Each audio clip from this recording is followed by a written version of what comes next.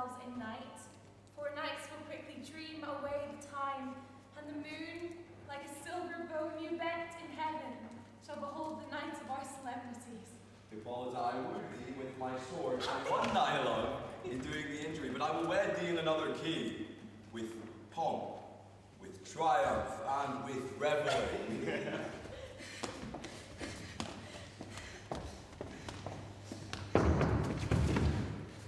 Happy be Theseus, our renowned duke. Thanks, good Egeus. What's the news with thee? Full of vexation come I with complaint against my child, my daughter, Hermia. Stand forth, Demetrius. My noble lord, this man hath my consent to marry. Stand forth, Lysandra. My gracious duke, this woman hath bewitched the bosom of my child. Thou Lysandra, thou hast given her rhymes and interchanged love tokens with my child. Thou hast, by moonlight at her window sung, with feigning voice verses of feigning love, and stolen the impression of her fantasy with bracelets of thy hair, rings, gauds, conceits, knacks, trifles, nosegays, sweetmeats, messengers of strong prevailment in unpardoned youth. With cunning hast thou filched my daughter's heart, turned her obedience, which is due to thee, into stubborn harshness. And, my gracious duke, be it so she will not here, before your grace, consent to marry with Demetrius, I beg the ancient privilege of Athens, as she is mine. I may dispose of her, either to this gentleman or to her death, according to our law, immediately provided in that case. What say you, Hermia? Be advised, fair maids, to you your father should be as a god, one who composed your beauties, yea, and to whom you are but a form in wax, by him imprinted, and within his power to leave the figure, or disfigure it. Demetrius is a worthy gentleman. So is Lysandra. In herself she is, but of this kind, wanting thy father's voice, the other must be held the worthier. I would my father look but with my eyes! Father, your eyes must with his judgment look. I do entreat your grace to pardon me. I know not by what power I am made bold, nor how it may concern my modesty in such a presence here to plead my thoughts, but I do beseech your grace that I may know the worst that may befall me in this case. If I refuse to wed Demetrius, either to die of death, or to endure forever the society of men. Therefore, fair Hermia, question your desires. Know of your youth, examine well your blood, whether if you yield not to your father's choice, you can endure the livery of a nun. For I do in shady cloister muse, chanting faint hymns in the cold and fruitless moon. Thrice blessed, they that master so their blood to undergo such maiden pilgrimage, but earthly or happy is the rose distilled in that which withering on the virgin thorn grows, lives, and dies in single blessedness. so will I grow, so live, so die, my lord, ere I will my virgin patent up unto his lordship, whose upward stroke my soul consents not to give sovereignty. Therefore, take time to pause, and by the next new moon, the sealing day, betwixt my love and me for everlasting bond of fellowship, upon that day, either prepare to die for disobedience to your father's will, or else to wed Demetrius as he would, or on Diana's altar to protest for thy austerity and thy single life. Relent, sweet Hermia. Lysandra, yield thy crazed title to my certain right. You have her father's love, Demetrius. Let me have Hermia's. What? Do you marry him? Scornful Lysandra! True, he hath my love, and what is mine, my love shall render him. And she is mine, and all of her I do estate unto Demetrius. I am, my lord, as well derived as he, as well possessed my love is more than his. My fortunes every way as fairly ranked, if not with vantage, as Demetrius's. And, which is more than all these boast in thee, I am beloved of you, Hermia. Why should not I then prosecute my right?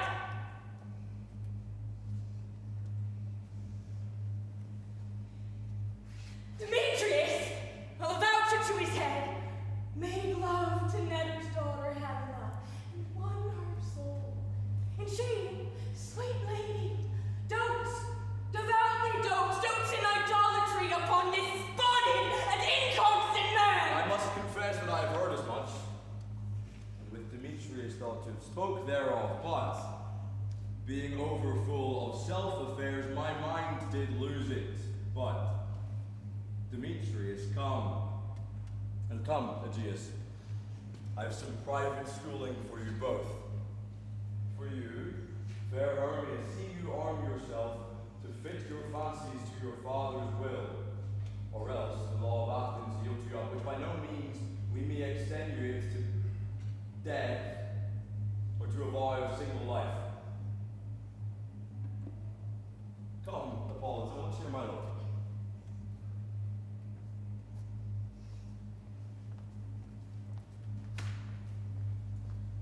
Demetrius and Egeus, go along with me. I must employ you both in some business against our nuptials, and confer with you in something that nearly regards yourselves.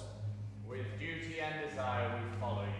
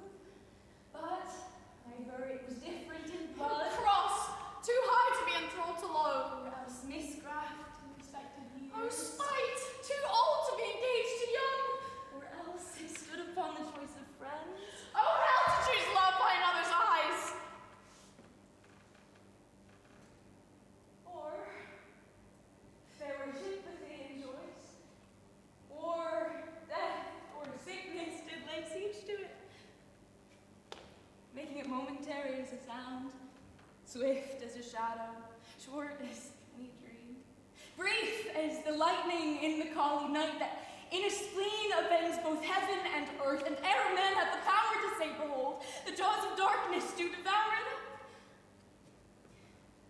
So quick, bright things come to confusion.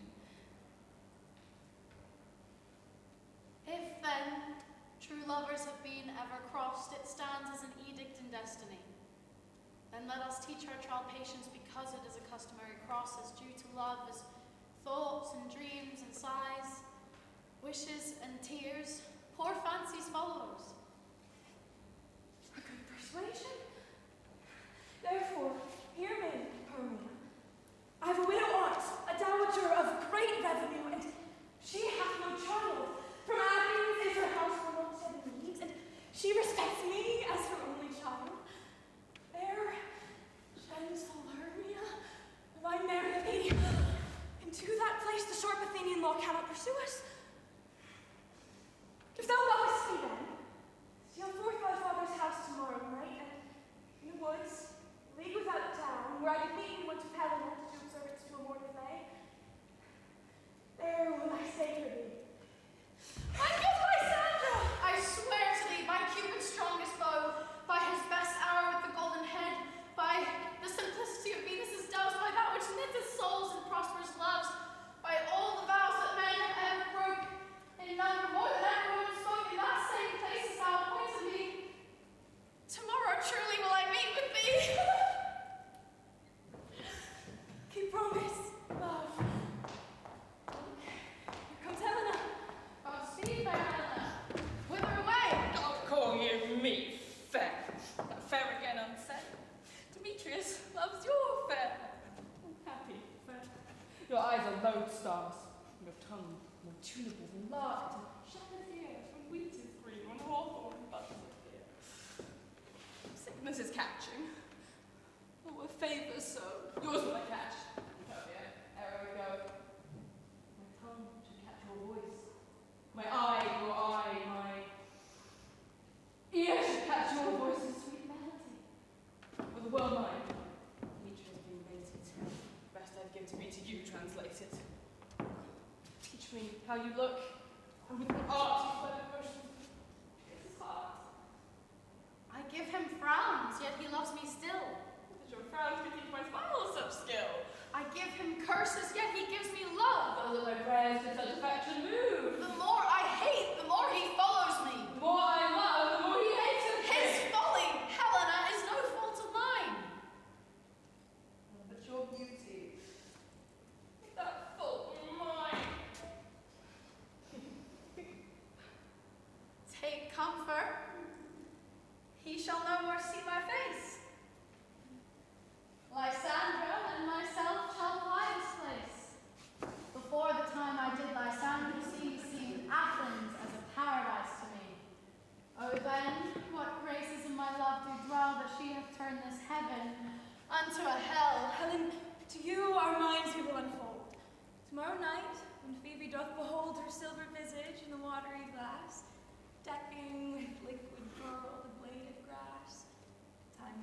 flight doth still conceal.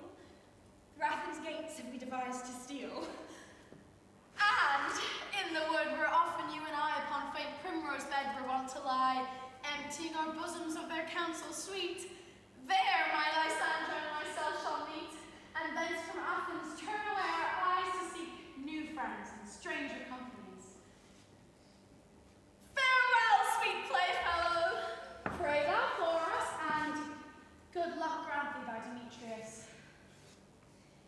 Keep word, Lysandra. We must starve our sight from lovers' food till tomorrow. Deep midnight. I will, my Hermia.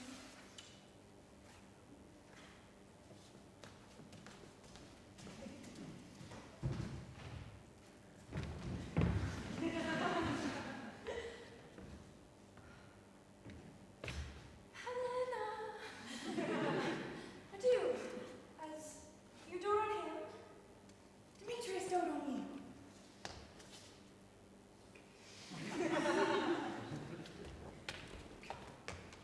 Oh, happy summer also to me! Your Athens own thought is fair, is she? But what of that? Demetrius thinks not so. He will not know, but all that we do know. And as he errs, doting on Hermia's eye, so I admiring of his qualities. He's base and vile, holding no quantity of lovely transpose, into form and dignity. Love looks not with the eye, but with the mind. And therefore, is winged Cupid painted blind? Or hath love's mind merely judgment, says, wings and no eyes figure unyielding haste. And therefore is love said to be a child. For in his choices he is so oft beguiled. But Demetrius looked upon Hermia's eye.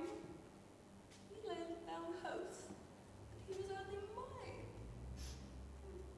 When those oaths of heat from Hermia fell, so he dissolved. The showers of oaths did melt.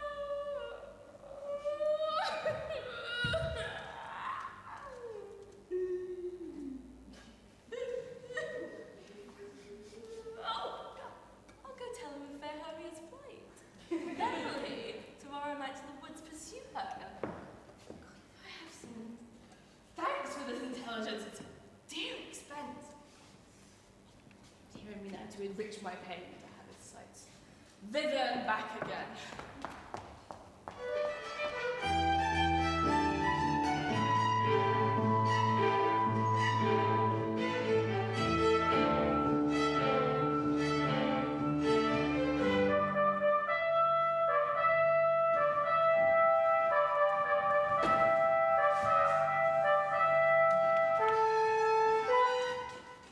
Out where the lights could do with slight here. Is all our company here? Now, Patrick, you'd best to call them each generally, man by man, as according to the script. Here is the scroll of every man's name, which is thought fit through all Athens to play in our interlude before the Duke and the Duchess on his wedding day at night. First, good Peter Quince, say what the play treats on, then read the names of the actors, and so grow on to a point. Marry, our play is the most lamentable comedy and cruel death of Pyrrhus and Thisbe. Yes, a very good piece of work, I assure you all, and a merry. Now, Peter Quince, read the names of the actors from the scrolls. Masters, spread yourselves. Answer as I call you. Nick Bottom the Weaver. Ready! Name what part I'm for and proceed. You, Nick Bottom, are set down for Pyramus. What is Pyramus? A lover or a tyrant? He is a lover who kills himself most gallant for love. That will ask for some tears in the true performing of it. If I do it, let the audience look to their eyes, for I will move storms. I will condole in some measure, of course, to the rest. And yet, my chief humor is for a tyrant, I could play Hercules so rarely, or part to make tear a cat into make all else split.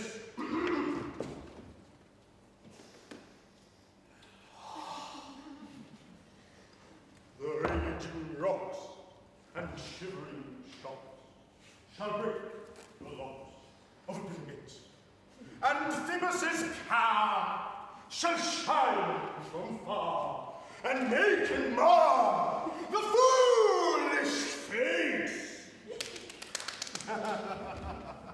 Now this was lofty.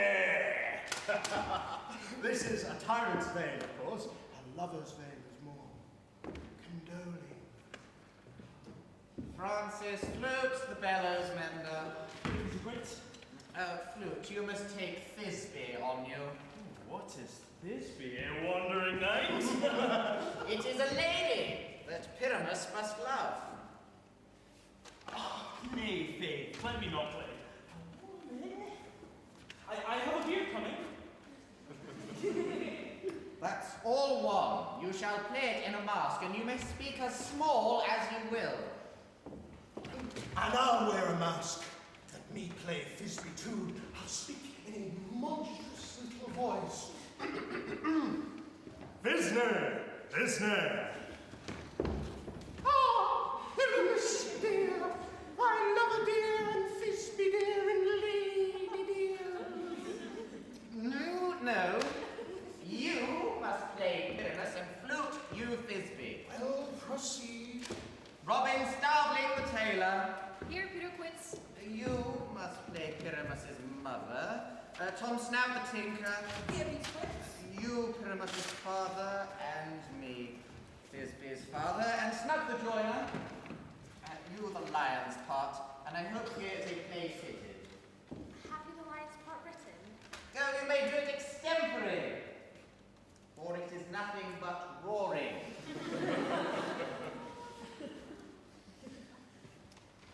Let me play the line too! I will roar! I will roar, but will make any man's heart good to hear me. I will roar, but will make the Duke say, let him roar again, let him roar again! And you should do it too terribly, that you would frighten the Duchess and the ladies, that they would shriek, and that should be enough to hang us all. I grant you, friends, as if you should fright the ladies too frightfully, they would have no more discretion but to hang us. But I will aggravate my voice. I will aggravate my voice, that I will roar as gently as a suckling dove, that I would roar as gently as a nightingale.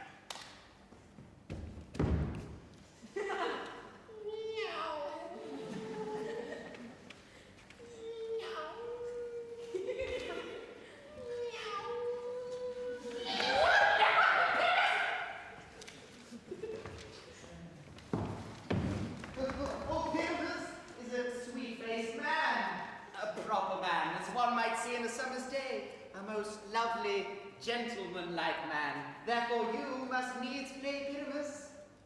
Oh, well, I will undertake it. What me and I rest to play it? Oh, why, what you will. But masters, here are your parts, and I am to entreat you, request you, desire you to come then by tomorrow night, and meet me in the palace wood, about a mile without the town, by moonlight. There we will rehearse. For if we meet in the city, we shall be dogged with company. And our advice is known. In the meantime, I shall draw up a bill of properties, such as our play desires. I pay, you fail me not. We will meet where we may rehearse most obscenely and courageously. Take pains, be perfect. Adieu. At the Duke's oath we meet. Oh, enough, hold or cut bowstrings. This way! This way!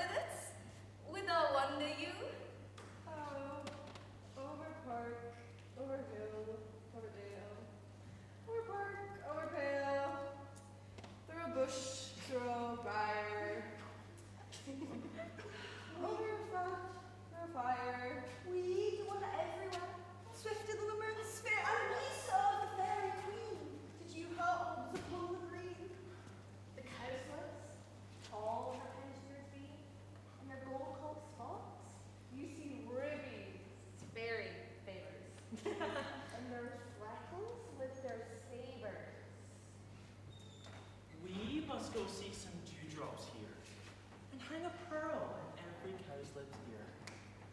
Farewell, thou love of spirits, will be gone. Our queen and all her elves come here anon. The king doth keep her levels yet tonight.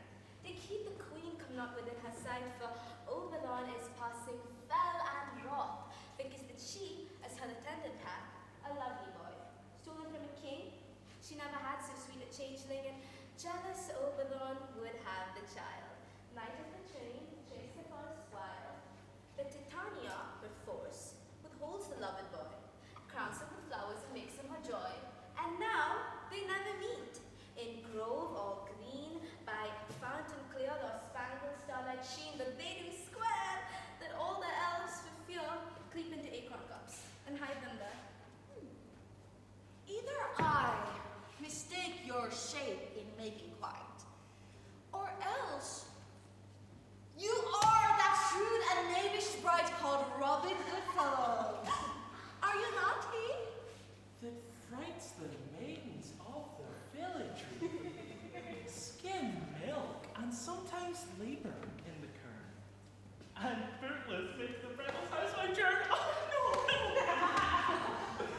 And sometimes there's drink in their barn, listening night wanderers laughing at their heart. Those that hobgoblins call you sweet talk. You do their work, and they shall have your luck. Are you not he? Thou speakest delight. I am the merry wanderer of the night, the jester Oberon, and makes us smile when I, a fat and bean-fed horse beguile, neighing in likeness in the filly fold, and sometimes lurk I in a gossip's fold, inviting life as well as the crowd. And when she drinks, against her lips I bow, and on her withered dewlap pour the ale, but hark, fairies, here comes Oberon. And here my mistress, would that king were gone.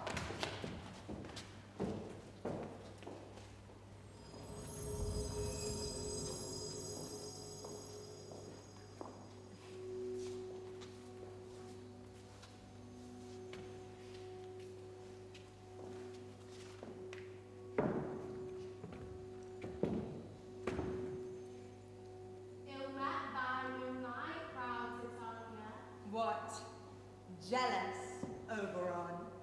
Very skitheads, I have forsworn her bed and company. Tarry, rash wanton.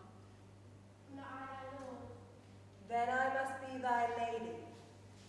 But I know when thou hast stolen away from fairyland. Why art thou here? Come from the farthest steppe of India.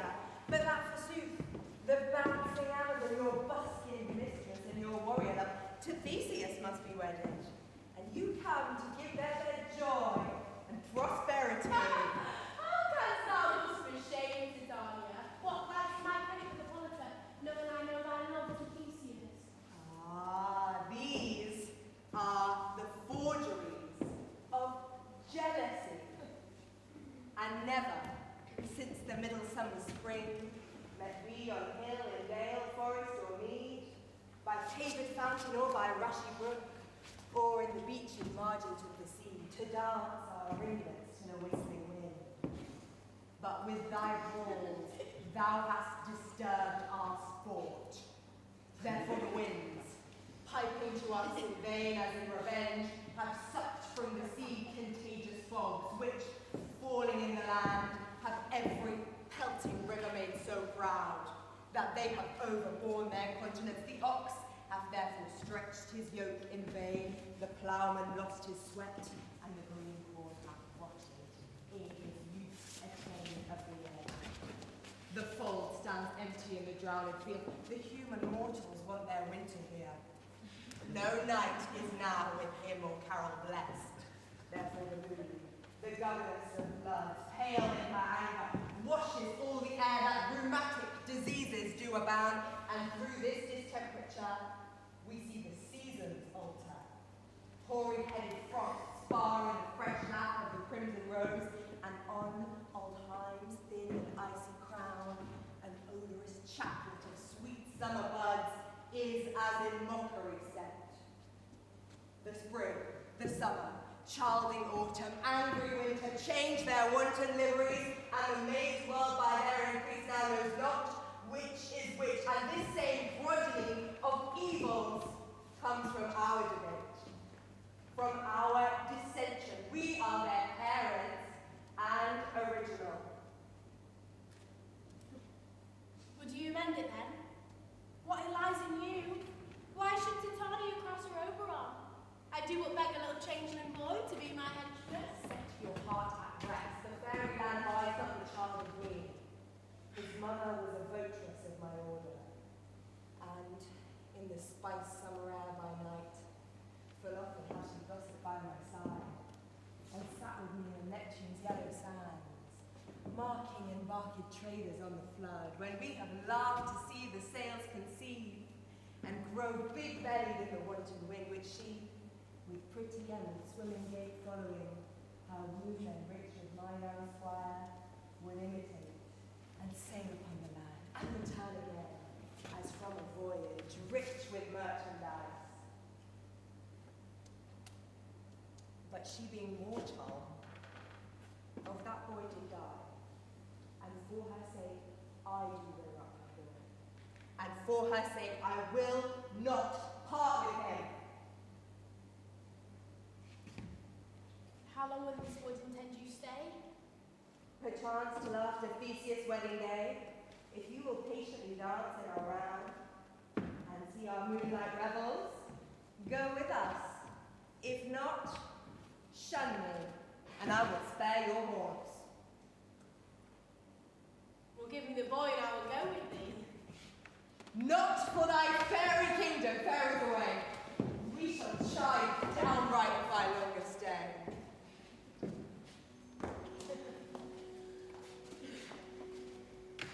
Well, then go thy way. You know thou shalt not from this grove till I torment thee for this injury. My gentle cook, come hither.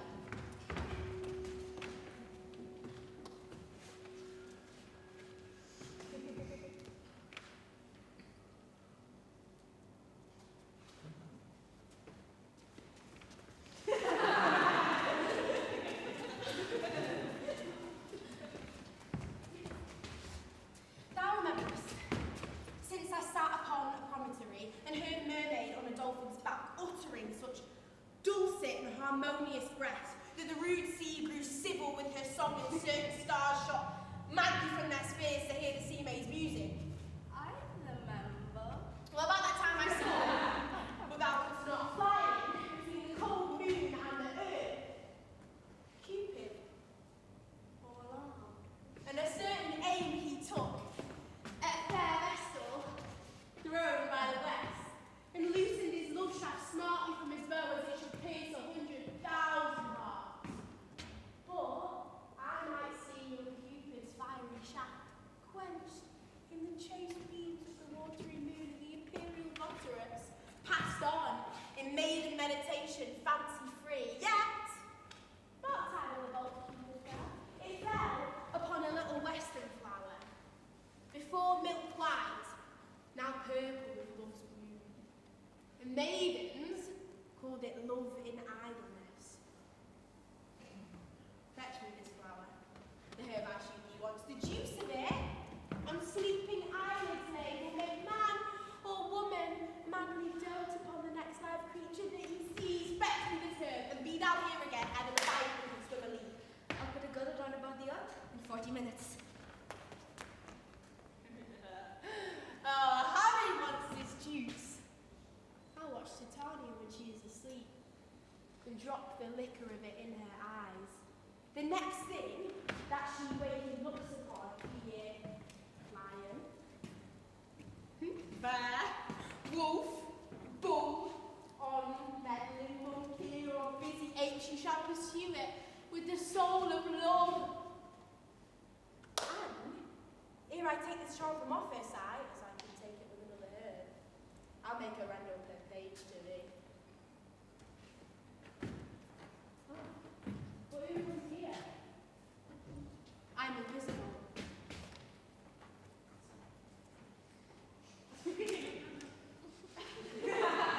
I will overhear their conference. I love you not, therefore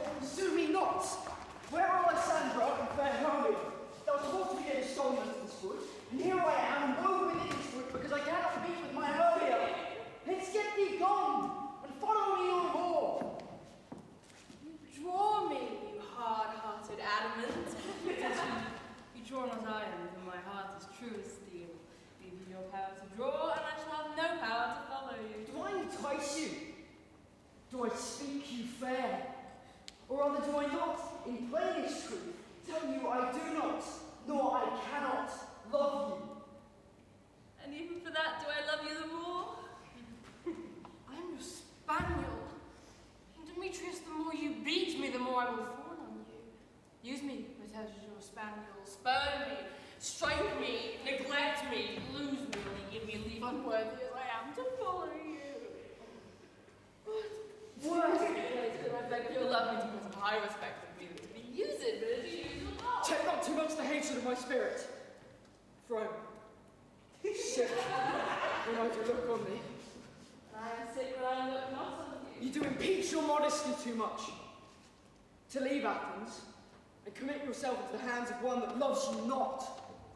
To trust the opportunity of night and the ill counsel of this desert place with the rich worth of your virginity. Your virtue is my privilege. That is not nice when I see your face. Not as these woods lack worldly company, but you and my respect all the world. I'll run from thee. Hide me in the graves. It's not that way. Leave this mercy of the world. Why have such a heart as you? Run if you will. The story shall be changed. Apollo flies and Daphne holds the chase. Dove pursues the griffin. Mild hind makes speed to catch the tiger. Rufus speeds. Cowardice pursues and valor flies.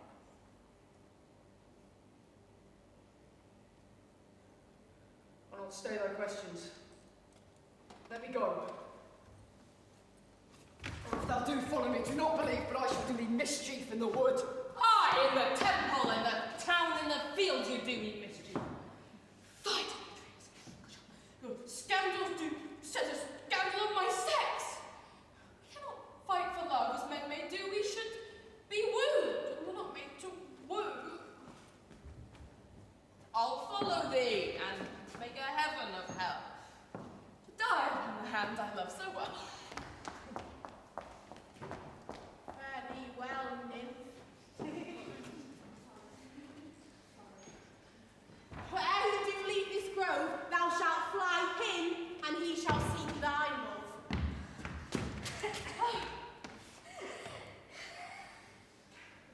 Hast thou the flower there?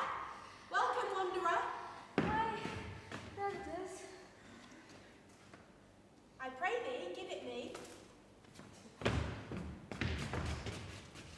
I know a bank where the wild thyme blows, where ox slips and the nodding violet grows, quite over canopy, with luscious woodbine, with sweet musk roses, and with eglantine.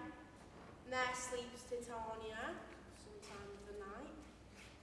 Lulled in flowers with dances and delight, and there the snake grows for an almond skin, weed wide enough to wrap a fairy in. With the juice of this, I'll streak her eyes and make her full of hateful fantasies. Oh, take now to a net and seek through this grove. A sweet Athenian lady is in love with a disdainful youth. Anoint his eyes, but do it when the next thing he espies may be the lady. Oh, thou shalt know him by the feeling garments he hath on, but affect it with some care, that he may prove more fond upon her than she upon her love. And meet me here again in the first cockcrow. Fear not, my lord, your servant shall do so.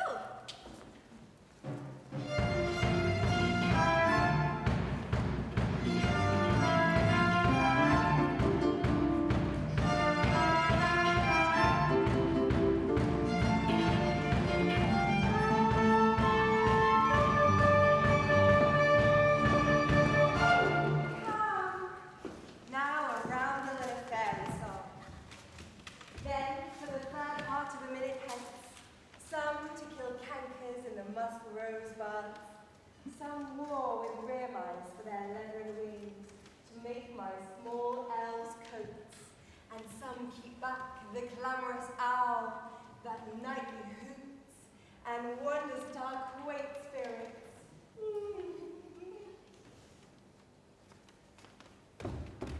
Sing me now asleep, then to your offices and let me rest.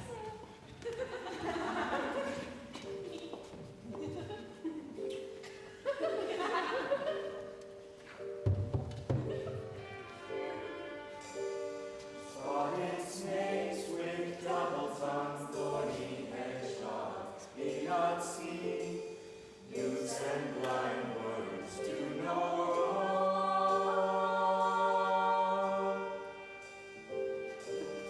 Come not near our fairy queen, melody, singing our sweet lullaby.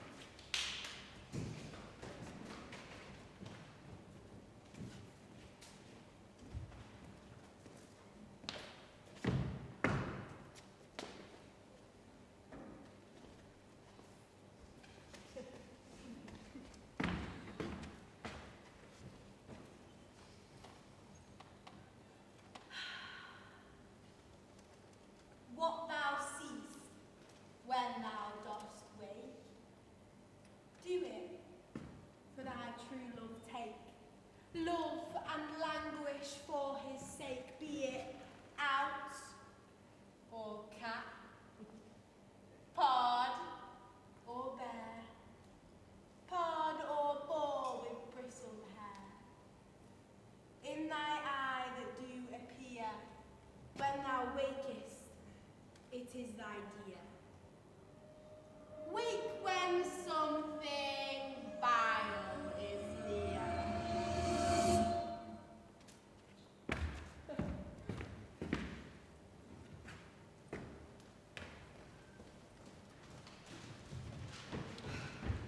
Dear love, you faint with wandering in the wood, and to speak troth, I have fought our way. You'll rest us, Hermia?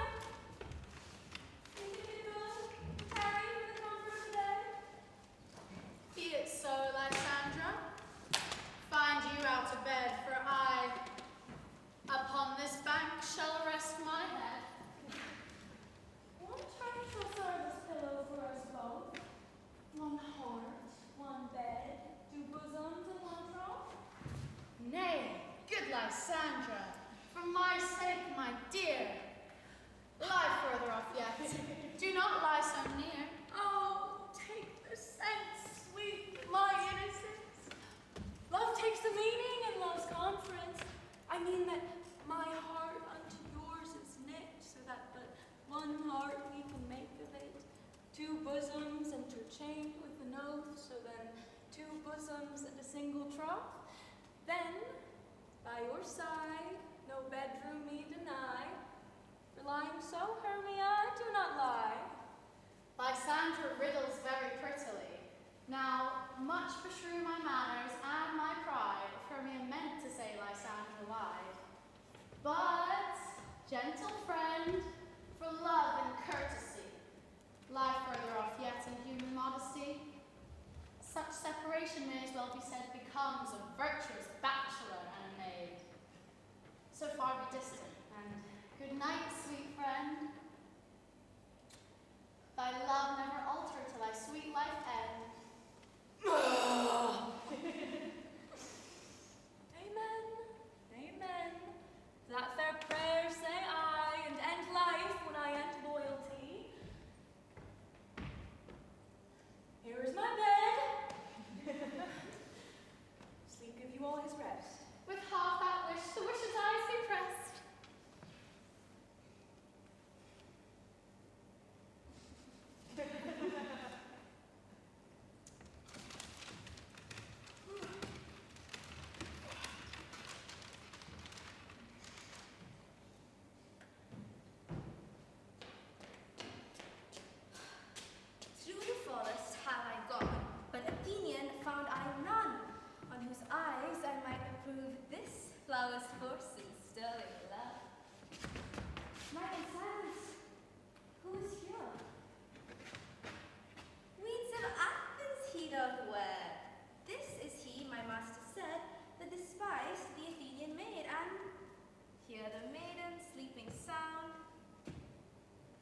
damp and dirty ground. Pretty soul. She does not lie at this black love, this kill courtesy. Sure, upon thy eyes I throw all the power this charm doth owe. When thou wakest, let love forbid sleep his seat on thy eyelid. Now, awake when I am gone, for I must now to Oberon. Stay, no man! Kill me, sweet Demetrius! Charge thee, hence! Do not haunt me thus! Don't leave me, do not! Stay, on my peril. I alone will go. I am out of breath in this fond chase. The more my prayer, the lesser is my grace. Happy as Hermia, wheresoever she lies, she hath blessed and attractive eyes. How came her eyes so bright? Salt here, mine often wash them.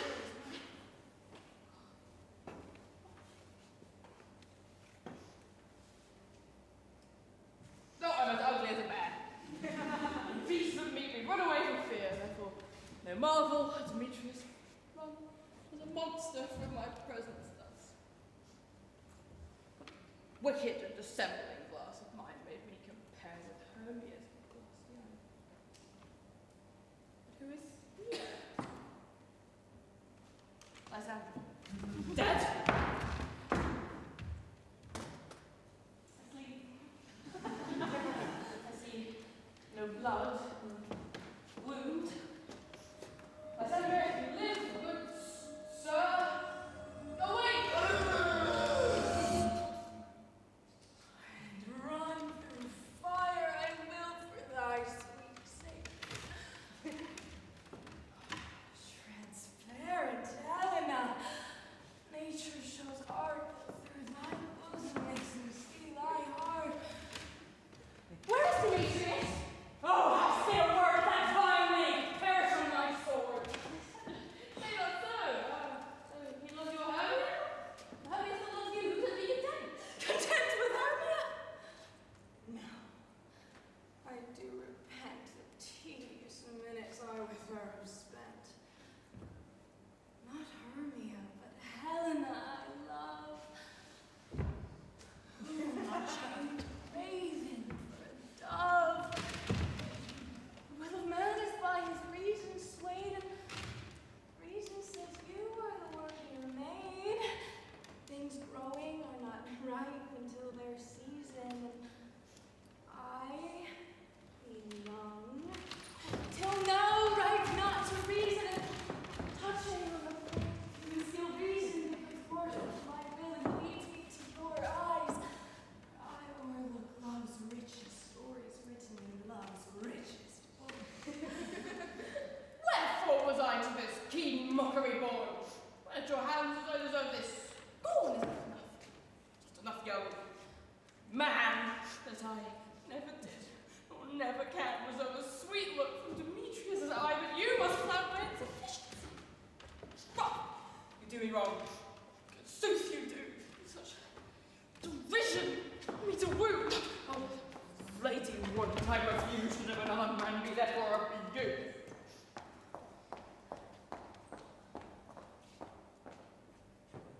She sees not Hermia. Hermia, sleep thou there. Never mayst thou come Lysandra near. For the surfeit to the sweetest things, deepest loathing to the stomach brings. Or it's high heresies that men do leave, or hate most of those they did deceive. So thou, my surfeit and my heresy, with all be hated, with the most of me. And with all my powers, dress your love and might, to honor Helen, and to be her knight!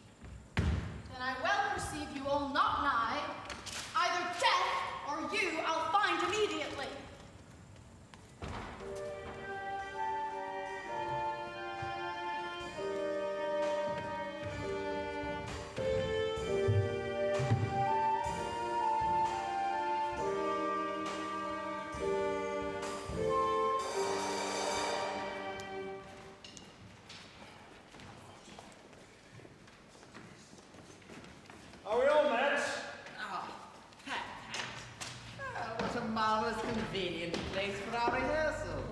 This green plot shall be our stage, this hawthorn brake our tiring house, and we shall do it in action as we will do it before the Duke. Oh, what sayest thou, bully bottom? There are some things in this comedy of Pyramus and Thisbe that will never please. First, Pyramus must draw a sword to kill himself, which the ladies cannot abide. How answer you that? By lacking upon a spear! I believe we must leave the killing out when all is done. Not a whit. I have advice made all well. Write me a prologue, and let it seem to say that we will do no harm with our swords, and that I, Pyramus, am not dead. And for better assurance, tell them that I, Pyramus, am not Pyramus, but bottom the weaver! And that would matter to him. Well, we shall have such a prologue, and it shall be written in 8 and 6. No! Let it be written in 8 and 8. Will not the ladies be afeard of the lion? I fear it, I promise you. Oh, masters, you ought to consider to yourselves to bring in, God shield us, a lion amongst ladies. It's a most dreadful thing, for there's no more fearful than your wildfire living. And we ought to look on it. Ooh, therefore, another prologue will say she is not a lion. Nay. She must state her name plainly, and half her face must be visible through the neck of the lion, where she will say to the same effect, or to the same defect, ladies, or fair ladies, I would wish you know, I would request you, or I would entreat you not to fear, not to tremble, my love, for you. For if you come thinking I come hither as a lion, 'twere pity on my life. No, I'm no such thing. I'm a man, as any other man were. And then, let her state plainly that she is snug the vagina! Well, it shall be so. But there is still 2 hard things. That is, to bring moonlight into the chamber, for you know Pyramus and Thisbe meet by moonlight. Doth the moon shine the night we play our play? Oh, look in the almanac, look in the almanac! Find out moonshine, find out moonshine!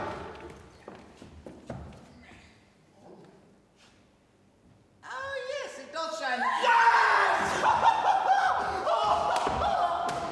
oh, then why you may leave a window in the great casement open where we play, and let moonshine shine through. Or else one must come in with a bush of thorns and a lanthorn, and say he doth come to present or to disfigure the person of moonshine. And then there is another hard thing. We must have a wall in the great chamber, for Pyramus and Thisbe, says the story, did talk through a chink of a wall. You can never bring in a wall. What say you, Bottom?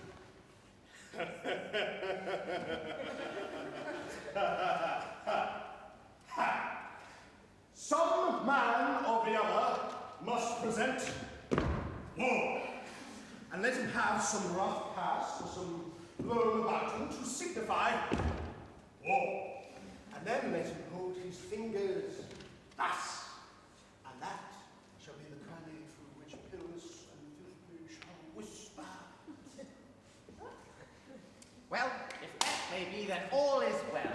Come, every other son, and rehearse your part. Pyramus, you begin. Once you have finished your speech, enter into that break, and so everyone, according to his cue.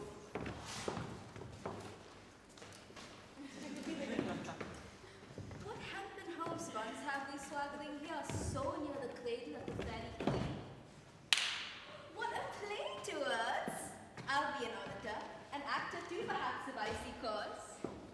Speak, Pyramus. This may stand for.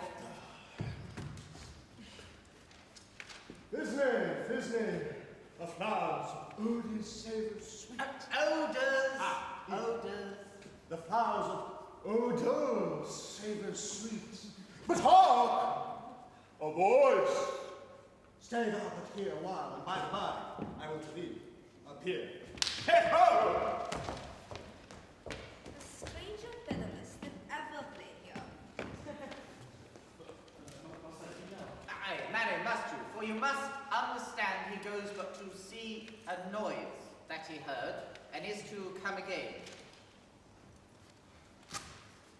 More.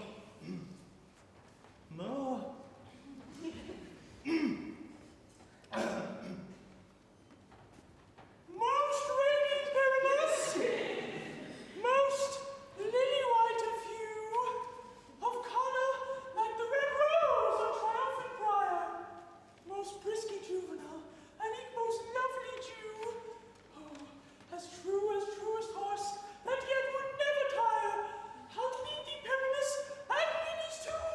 Ninus is too, man. You must not speak that yet. That you answer to Pyramus. Oh, you speak all your part at once, cues and all. Pyramus, enter. Your cue is past. It is never tire. Oh, as truest horse, that yet would never tire. If I were fair, Thisbe, if I were fine! Oh, strange. We are holding great battle live at the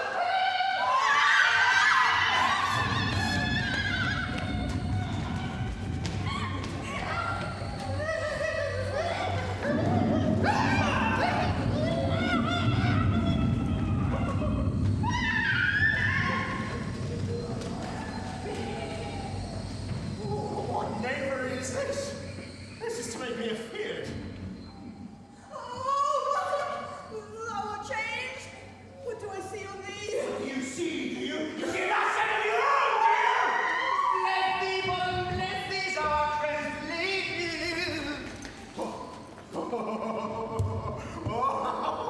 I see their knavery. This is to make an ass of me. To fright me, if they could. No. I will not stir from this place. Do what they can. I will walk up and down this place, and I will sing. That way they will not hear I'm afeard. Ah! At first I was afraid. I was petrified, thinking I could not live without you by my side. And after spending many nights thinking how you did me wrong, I grew strong. What? Angel wakes me from my cloudy bed. I pray thee, gentle mortal, sing again. Oh, okay. 1, 2. And now you're back from outer space. I walk in to find you to stand, look upon your face. I should have changed, I should have loved, I should have made you eat your teeth. But no one just looks at you, back upon me, so go on, go. Walk out the door, just turn around now, 'cause you're not welcome anymore. When someone trying to hurt me, I think I crumble. I think I lay down and die, no, not I. I was right. Oh, it's not enough. I love, I know I stay alive. I got all my life, and I got all my life. I was right. Yeah.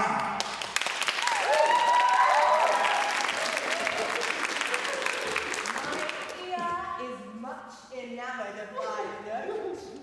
So is mine eye, enthralled to thy shape. And thy fair virtue's force, perforce, dost move me on the first view to say, to swear. I love you! Methinks, mistress, you should have little reason to say that. Yet reason and love keep little company nowadays. All the shame that some honest neighbours cannot meet with them. Nay, I can weep on occasion. Thou art as wise as thou art beautiful. Oh, no, not so, but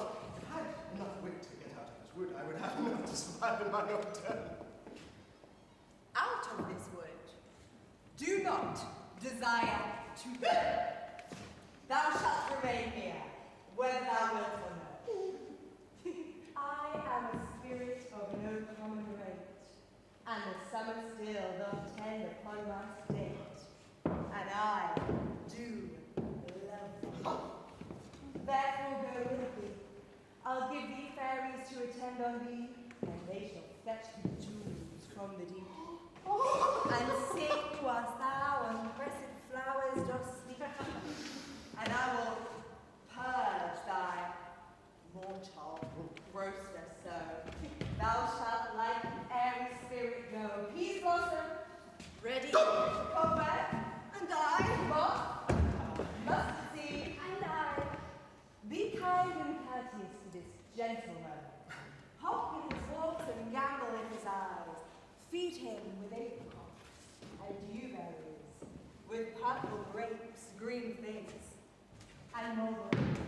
The honey mag steal from the humblebees, and fortnight tapers crop their waxen thighs, and light them at the fiery glowworm's eyes, to have my love to bed, and to arise. Nod to him elves, and do him courtesies. Hail, mortal, hail. Hail. Hail. Oh, I cry! Your worship's name, heartily, I beseech your worship's name! Cobweb. Oh, I shall desire to know your good acquaintance, Master Cobweb. If I cut my finger, I'm to make an old acquaintance with you, eh? Your name, madame! Peace Blossom. Oh, Mistress Peace Blossom, please commend me to your mother, Mistress Squash, and your father, Peace Cord. I should desire more of your acquaintance, too. Your name, madame! Mustard seed. Ah, good Mistress Mustard Seed. I know your kindred's patience tall too well. That same cowardly ox-strain left me at devoured many a kindred of your house. I swear, your kind have made my eyes watery now. I should desire more of your acquaintance too. And you! Come! Wait a minute. Lead him to my bower. The moon, methinks, looks with a watery eye, and when she weeps, weeps every little flower, lamenting some enforced chastity. Tie up my love's tongue. Bring him silently. 1, 2.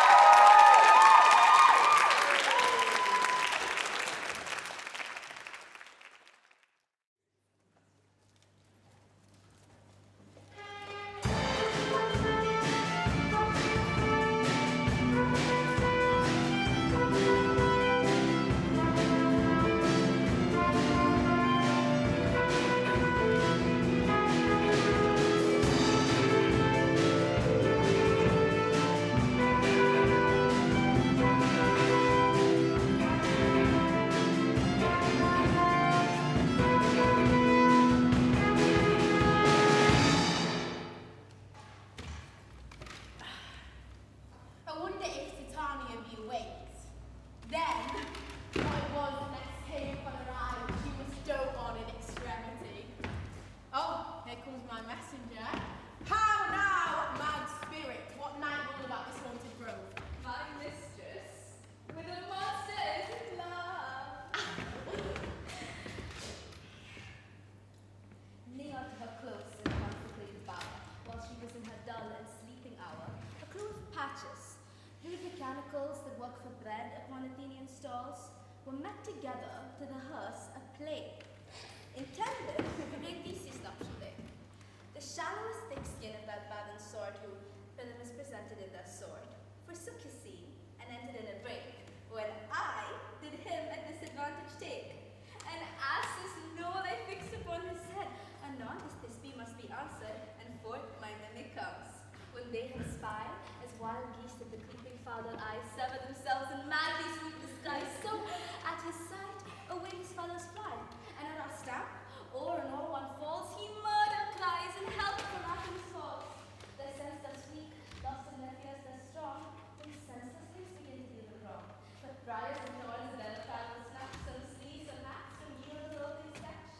I led them on in this distracted fear, and left sweet Themis translated there. When, at that moment, so it came to pass, Titania waked, and straightway loved an ass! Oh, these fools are better than I could devise!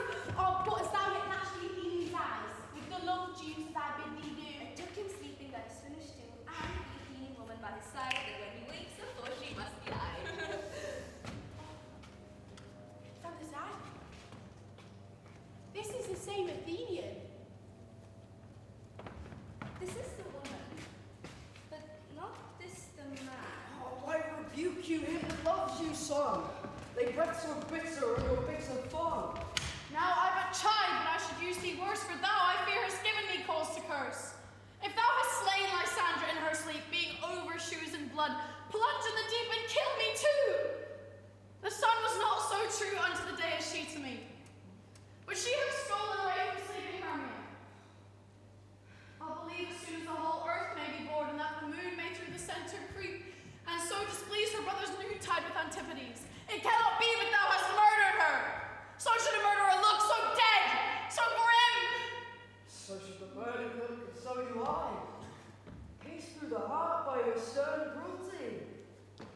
Yet you, the murderer, look as bright and as clear as Venus in her glimmering sphere. What is this to Lysandra? Where is she? Could Demetrius wilt thou give her me? I'd rather give her carcass to my hound. Out, dog! Out, cur! Thou driest me past the bounds of maiden's patience. Hast thou slain her then? Henceforth be never numbered among men. Oh, once tell true. Tell true even for my sake. Durst thou have looked upon her being awake, and hast thou killed her sleeping? Oh, brave touch! Could not a worm, an adder, do so much? An adder did it, for with doubler tongue than thine, thou serpent, never adder stung. Spend your passions on a misprized mood. I'm not guilty of Lysandra's blood, nor is she dead, for what I can tell. I pray thee, tell me then that she is well. If I could, what should I get there for? A privilege never to see me more, and from thy hated presence part I so. See me no more, whether she be dead or no.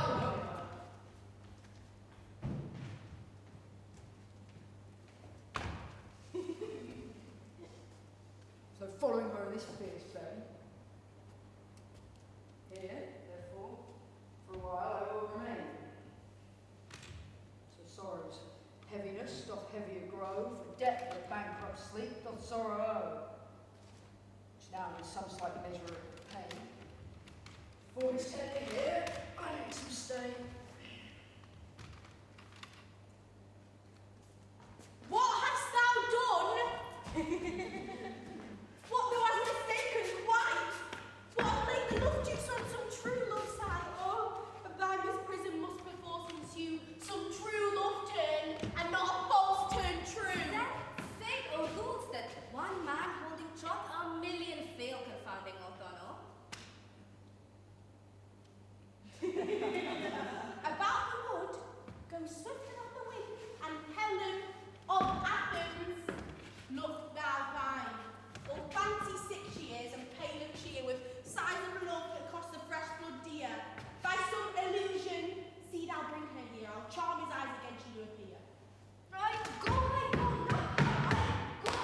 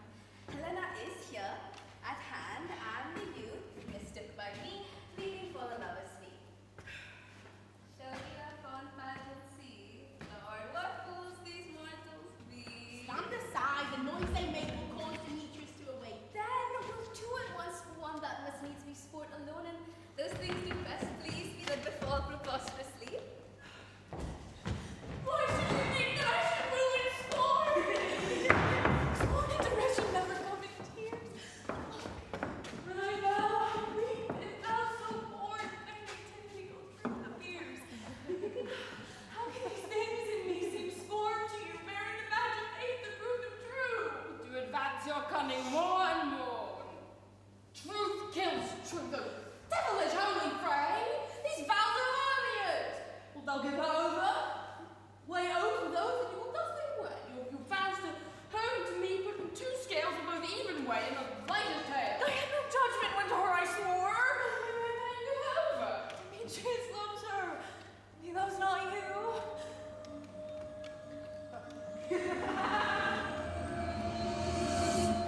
Oh, heaven, goddess, nymph perfect, divine. Oh, to what, my love, shall I compare thine iron? Crystal is muddy. Oh, how ripe in show. Thy lips, those kissing cherries, tempting grow. Oh, vital! I see now you are all set against me for your merriment. With sin and courtesy, you would not do such a thing. If you were men, as men you are in show, you would not use such a gentle lady, so can you not hate me? As I know you do, but you must join souls to mock me too.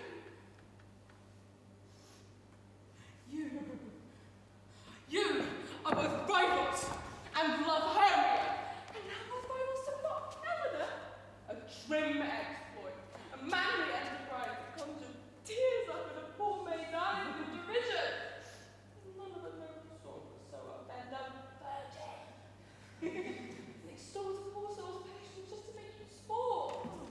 You are unkind, Demetrius. Be not so, for you love Hermia. This you know I know, and here, with all the will, with all my heart, Hermia's love I yield you of my part, and yours of Helena to me bequeath you. I do love and will do to my death. Never did mockers waste more idle breath. Lysandra, keep thy Hermia. I will none. If e'er I love her, that love is gone. My heart to her is guess-wise sojourned. And now to Helen in his home returned, there to remain. Helen, it is not so! Disparage not the fate thou dost not know. Lest on thine peril, thou abide dear. Look, where the love comes, yonder is thy death. Lysandra! Dark nights that from the eye his function takes, the ear more quick of apprehension makes, wherein it doth impair the seeing sense, it pays the hearing double recompense. Thou art not by mine eye, Lysandra, found, mine ear, I thank it, brought me to thy sound. But why unkindly didst thou leave me so? Why should she stay whom love doth press to go? What love could press Lysandra from my side? Lysandra's love, which will not let her bide fair Helena, who more engilds the night than all you fiery oaths and I play. What seest thou me? Could not this make me know the hate I bear that made me leave thee so?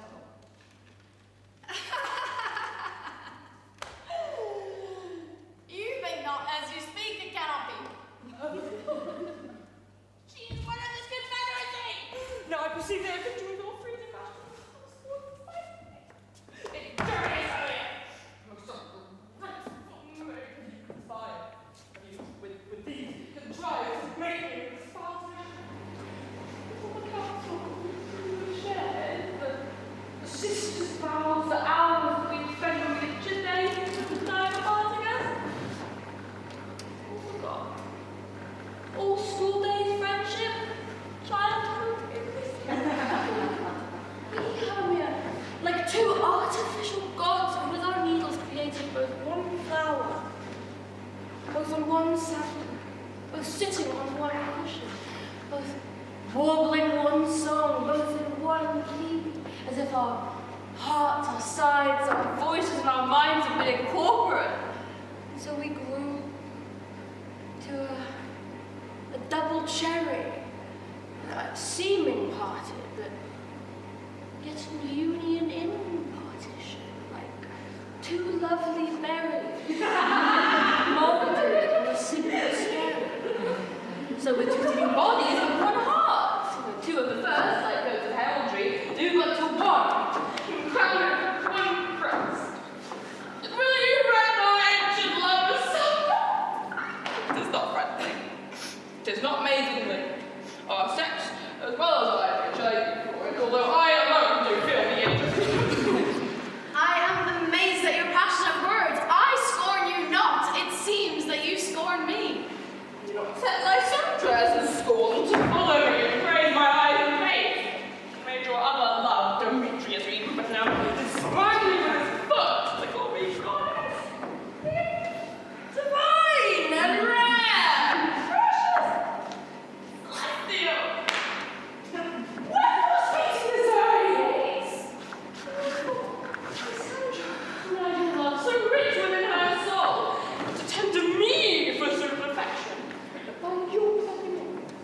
by your consent. Well, though I be not so in grace as you, so hung upon love, unfortunate yet miserable most, love unloved, as you should pity rather than despise. I understand not what you mean by this.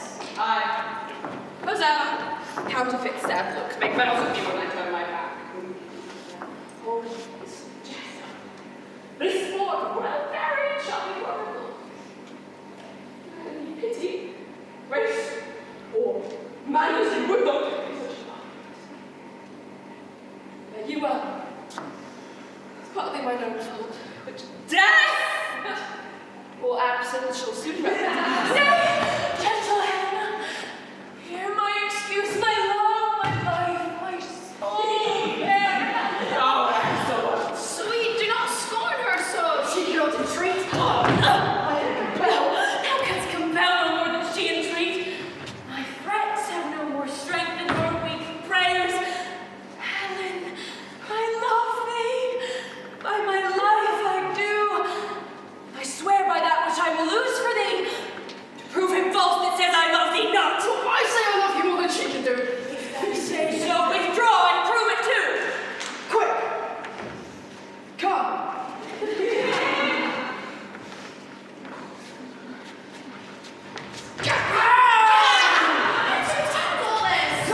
No, she's in break loose!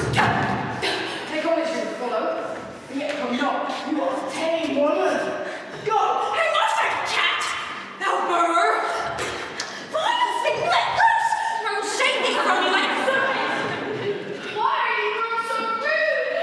What changes this sweet love? Love! I'll move in medicine, hate it both in heads! Do you not jest? Demetrius, I will keep my word with thee! Trust your word. What? Should I hurt her? Strike her? Kill her dead? Although I hate her, I'll not harm her so. What? Can you do me greater harm than hate? Hate me, oh wherefore? What news is this, sweet love? Am I not Hermia? Are you not Lysandra? I must bear now as I was there last night. You love me, yes, this night you love me. Why then you left me? Oh, the gods forbid in earnest shall I say. By my life, I never did desire to see thee more. Therefore, of question, of hope, of doubt, reserves nothing truer. 'Tis no jest that I do hate and love Helena. Oh, me! You juggler! You canker blossom! You thief of love! What? Have you cut my night and stole my love's heart from her? Fine in the face. Have you no modesty? No matron! A touch of passion is all we pay patient after my gentle love. Fine!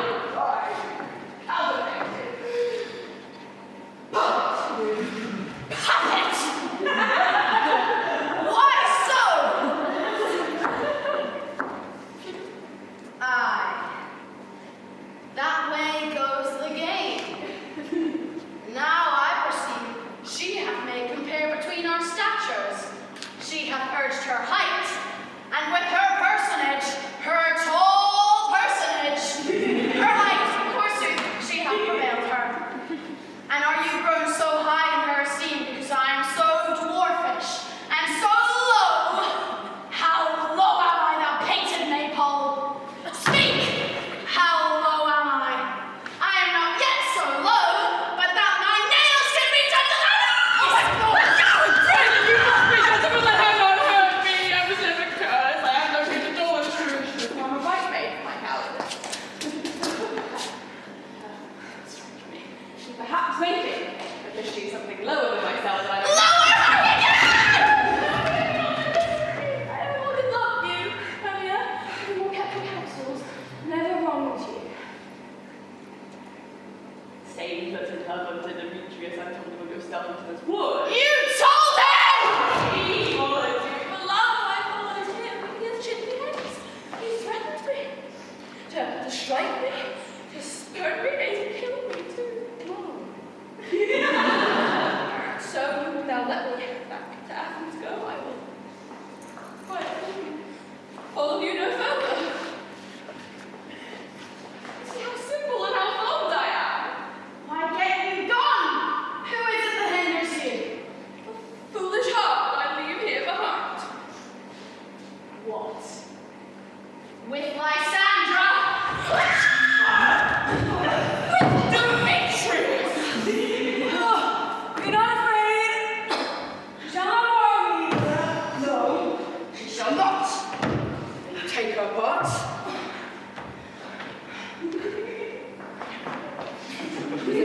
Midsummers went to school.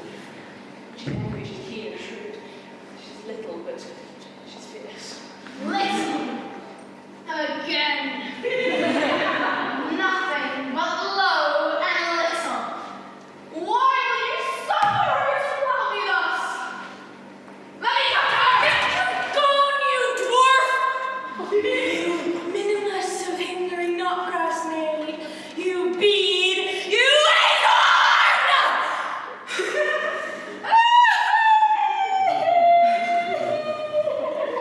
Oh, Theo, she's in my behalf.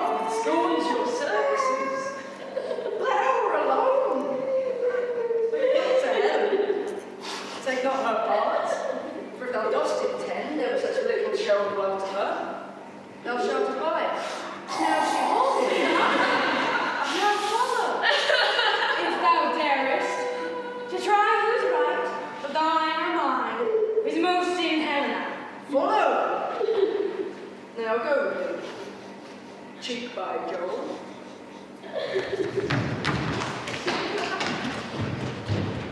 You mistress!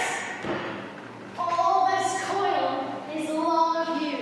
Nay, go not back. I will not trust thee, nor longer stay in your cursed company. Your hands of mine are quicker for a fray. My legs are longer, though, to run away. I am amazed and know not what to say.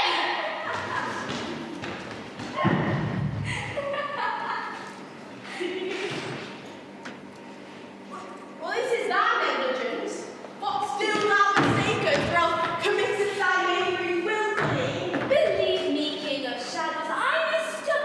Did not you tell me that I should know the man by the Athenian garments he had on, and so far, blameless proves my enterprise, that I warranted an Athenian's eyes. And so far, am I glad so sort, for this their jangling I esteem a sport. Thou seest these lovers seek a place to fight. High therefore. Overcast the night. The starry welkin cover thou anon with drooping fog as black as Acheron, and lead these testy rivals so astray as one could not within another's way.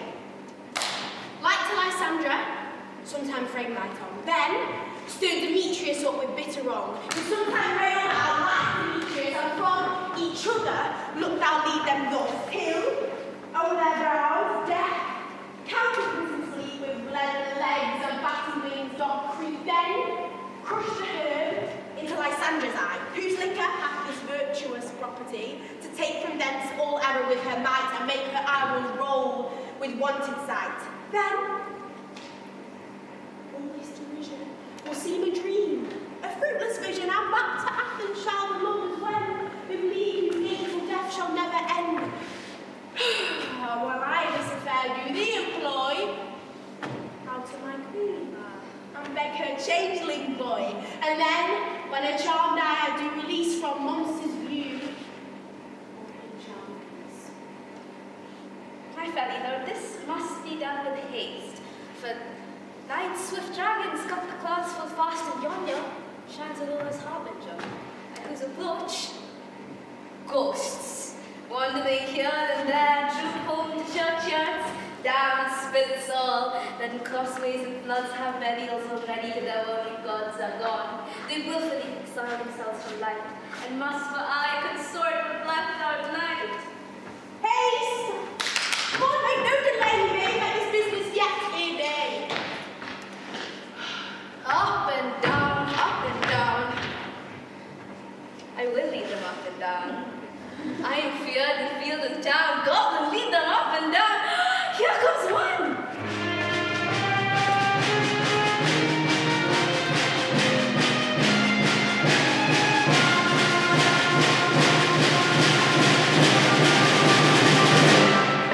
Where art thou, proud Demetrius?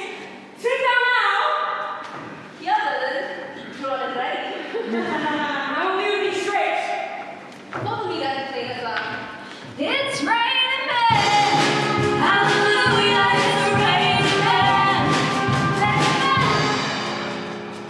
Lysandra, speak again. Thou runaway, thou coward, art thou fled? Speak. In some bush, where dost thou hide thy head? Thou coward, art thou bragging to the stars, telling the bushes that thou look'st for wars but wilt not come? Come, Recreant, come thou child, I'll whip thee with a rod. He's defiled the bronze sword of me. Yea, but thou there. Follow my voice. You'll try to hack it here. Godless mother nature, she's a single woman too. She took from the heavens, and she did what she had to do. Before me, still, the earth beyond. I come where it calls and it's gone. The village is much lighter heel than I. I followed fast, but faster he did fly. All in a mind, dark and even gray. Whew. And here will rest me. Come, thou gentle day, or if thou but once show me thy right light, I'll find Demetrius, and revenge this spite. Ho, ho, ho, coward. Why comest thou not? Bite me if thou darest. Well, I want no rights before me, shifting every place. Darest not stand or look me in the face. Where art thou now? Come hither, I am here. Hey then, thou mockest me. Thou shalt buy this dear if ever I thy face by daylight see. Now go thy way. Faithless constraineth me to measure out my length on this cold bed. My days of woe slips me this head. Weary night. Long and tedious night. Afraid I am. Time. As I may back to Athens by daylight, and these that my poor company at best. Sleep that sometimes shuts up sorrow's eye. Still me a while. My own company.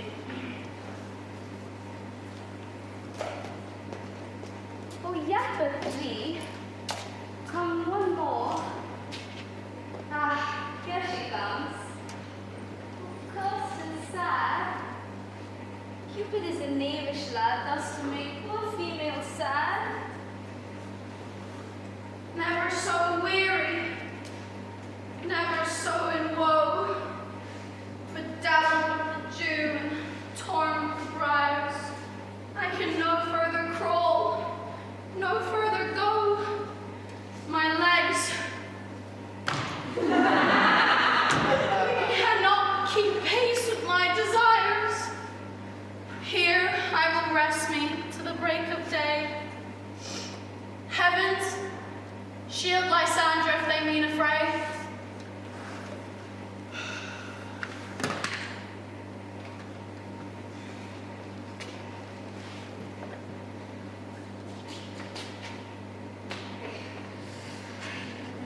On the ground, sleep sound. I will cry to your eye, gentle lover remedy. When thou wakest, thou thinkest true delight in the sight of thy former lakeside. country proverb known that every man should have his own, in your waking shall be shown. Jack shall have Jill, naught shall go ill, and all shall be well. It's raining men, hallelujah, it's raining men, amen. I'm gonna go out, I'm gonna let myself get absolutely soaking wet. It's raining men.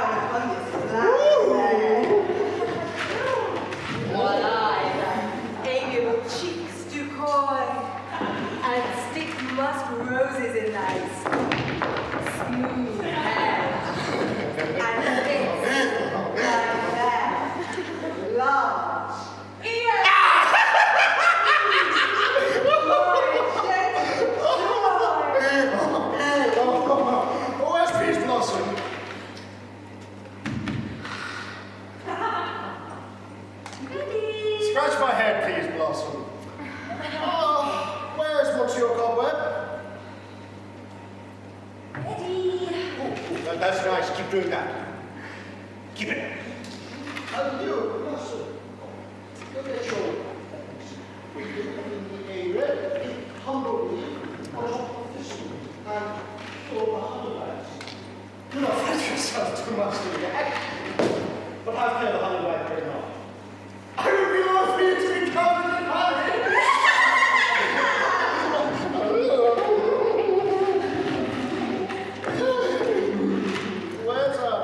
Where's Madame Mustard Seed?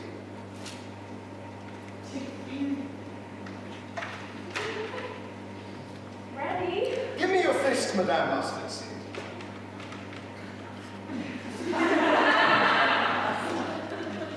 Pray you, leave your good courtesy behind, Madame.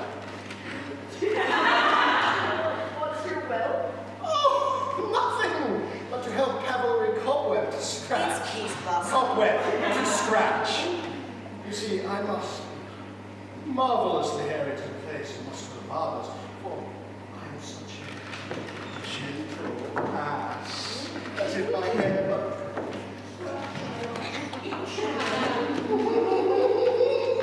What? Wilt thou hear some music, my sweet love? woo! I have a reason to bring you music. Let's have cones and bones! 1, 2. Musicians. All right, so. Loving you is easy 'cause you're beautiful.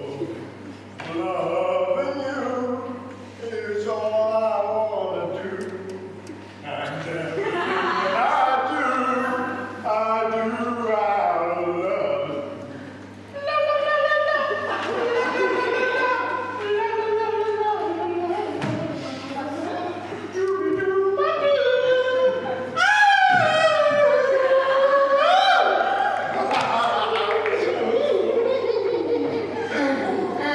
Or say, sweet love, what thou desirest to eat. Ooh, truly, I could munch on your good dry oats. Oh, I have a desire for good hay, sweet hay. And my fellow. I have a virtuous fairy that shall seek the squirrel's hoard and fetch thee new nuts. Oh, I'd rather have a handful or two of your dried peas. I pray you, allow me people stir me, I have an exposition of sleep come upon me. Sleep thou, and I will wind thee in my arms. Fairies be gone, and be always away. So doth the woodbine, the sweet honeysuckle, gently entwist. The female ivy so it rings the bodily fingers of the elf. Oh, how I love thee. How I dote on thee.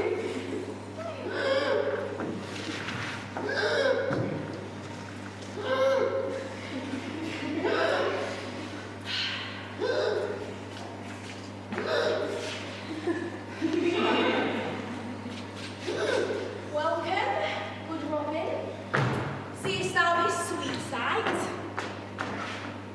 No dotage now I do begin to pity, for, meeting her of late behind the wood, seeking sweet favours from this hateful fool, I'd look braid her and fall out with her, for she, his hair and temples, then had rounded with a coronet of fresh and fragrant flowers.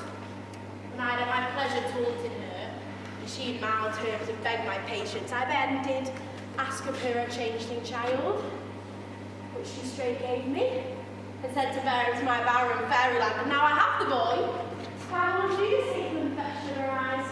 And gentle foot, take this transformed scalp of the Helia's Athenian sway. And he, waking when the others do, may back to Athens all again repair, and think no more of this night's accidents, but as the fierce vexation of a dream. Or first, I will release my fair queen. Be as thou wast once in me.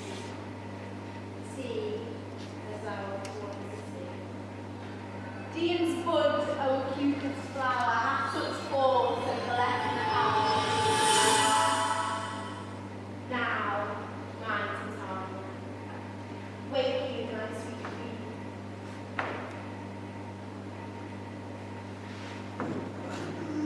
My Oberon, what visions have I seen? Methought I was enamored of an ass. There lies your love.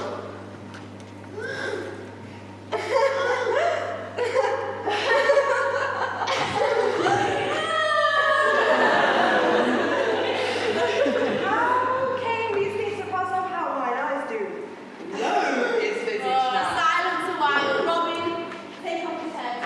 Titania, music hall, strike broad dead with common seats of all 5%. Music, oh, music such as charm and speak. Now, when thou wakest, thy awfuls I speak. Sound music. Come, my queen, and rock the ground whereon we sleep with thee.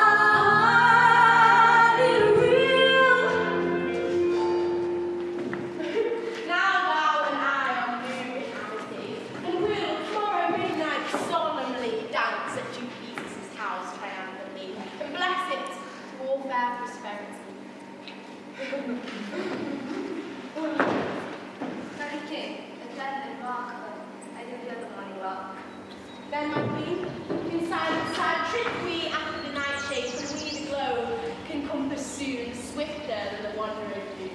Come, my lord, and in our flight, tell me how it came this night that I, sleeping here, was found with this mortal on the ground.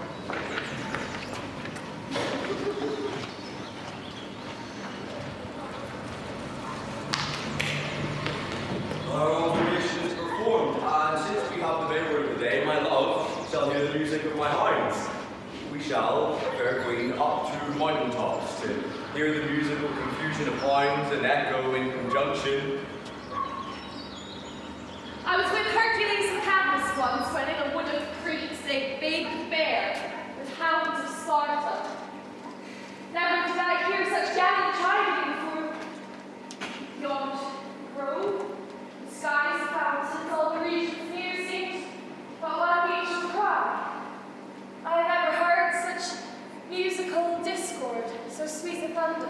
My heart's a brother to the Spartan kind. So Flute, so Lysandra, and on their heads are hung with ears that sweep away the morning dew. Crookneed and dew-lapped as the Salian bulls, but matched in mark like bells, each under each. But soft, what nymphs are these? My lord, this is my daughter here asleep. This Lysandra, this Demetrius's, and this Helena. All need as Helena. I wonder of their being here together. Well, no doubt they rose early to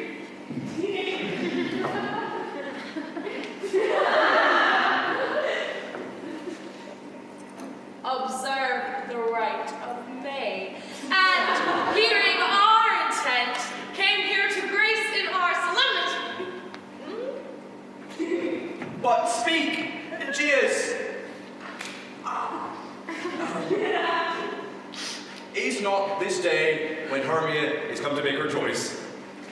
It is, my lord. Go, wake them. Good morrow, friends! St. Valentine's Day is past. What begin these wood birds but to couple now? Pardon, my lady. I pray you all stand up. I know you two are rival enemies. How comes this gentle concord in the world that hatred is so far from jealousy to sleep by hate and fear no enmity? My lord, I must reply immediately. Sleep half waking. But as yet I swear, cannot truly say how it came. But as I think, for truly would I speak, and now do I think you so it is, I did come with Hermia hither. Our intent was to be gone from Athens. We might, at the peril of Athenian law. Enough! Enough! My lord, you have enough. I pray the Lord upon her head. They would restore their way. They would. Demetrius, thereby have defeated you and me. You of your wife and me of my consent that she should be your wife. My lord,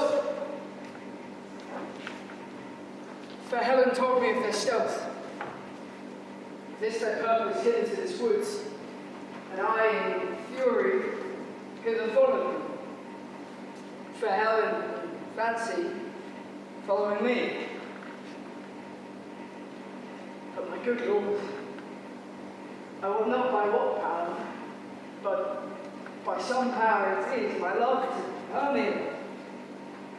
Melted as the snow seems to me now as the remembrance of an idle dawn, which in my childhood I did dote upon. And all the faith, the virtue of my heart, the object and the pleasure of my eye, is only Helena. To her, my lord, I was betrothed, ere I swore Hermia. And as in sickness I did owe this food, but as in health comes my natural taste, and now I did wish it, love it, long for it, and will evermore be true to it. Fair lovers, your fortunately met. Of this discourse we will hear more anon. Egeus, I will overbear your will. For in the temple by and by with us, these couples shall eternally be knit. We'll to Athens 3 and 3, hold a feast of great solemnity. Come, Malta.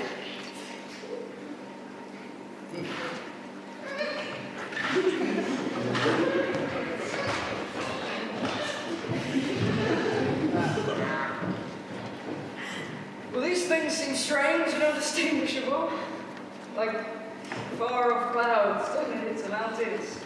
Methinks I see these things with parted eye when everything seems double. So easy. I found a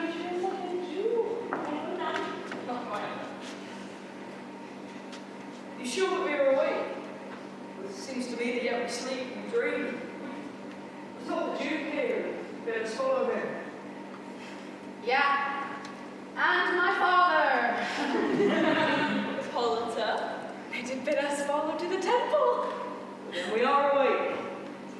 Let us follow them, and on our way, let us recount our dreams.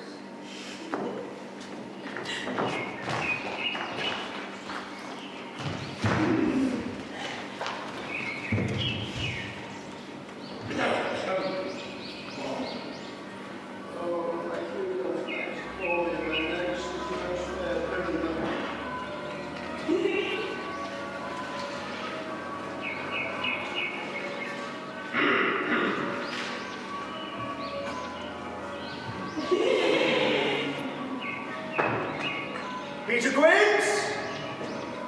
Flute! Others Mender! Snap! Joiner!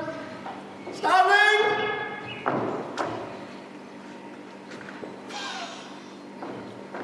The lights absconded in stone house. Left me here asleep. So unprofessional.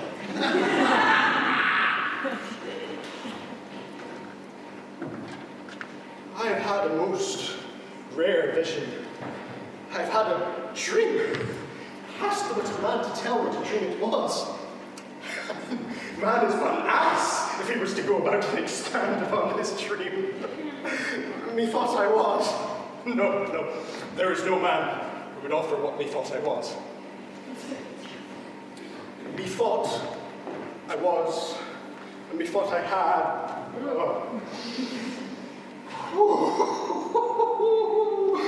The hand of man has not tasted, his eye has not heard, his ear has not touched, nor his heart to conceive what a dream I thought it was. Oh.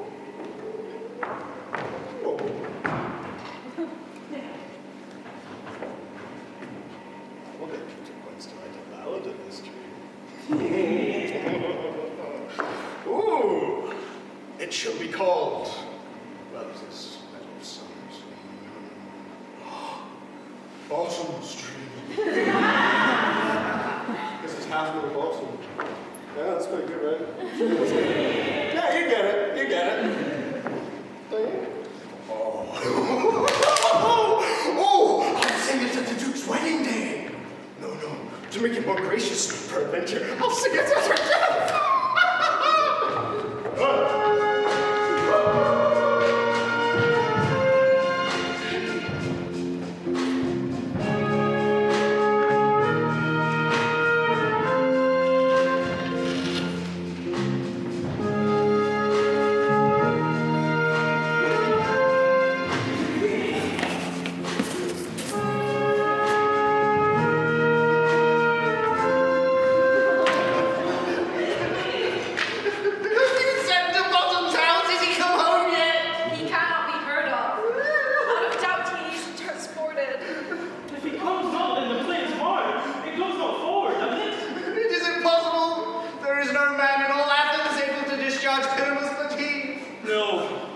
Simply the best wit of any handicraftsman in Athens. Yea, and the best person too, for he had the very paramour for a sweet voice. You must say paragon, for a paramour is God bless us, I think not.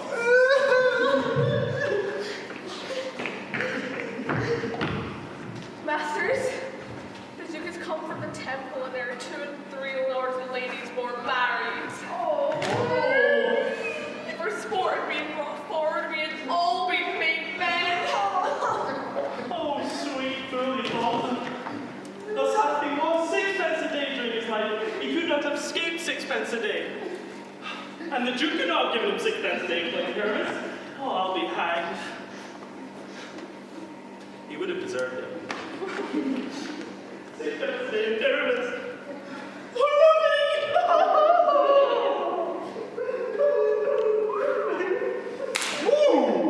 Where are these hearts? Where are these men? Bottom! Most great day of the capital! Oh, masters, I disclose wonders to you all. My Do not watch. I tell you, I'm no true Athenian. Oh, I'll tell you in my Tell us, sweet bottom. Oh, no, not a word from me. I will say, the Duke hath dined. Masters, trim your beards, get new pumps, every man. The poor's part will be presently at the palace. In short, the beards. A face preferred! In any case, let Thisbe have good clean linen, and let the lion pare her nails so they will hang out of her claws. And masters, let no one eat onion or garlic, for we are to utter a sweet bread, and there is no doubt to even say it is a sweet comedy. Now then, no more words. Away, go away!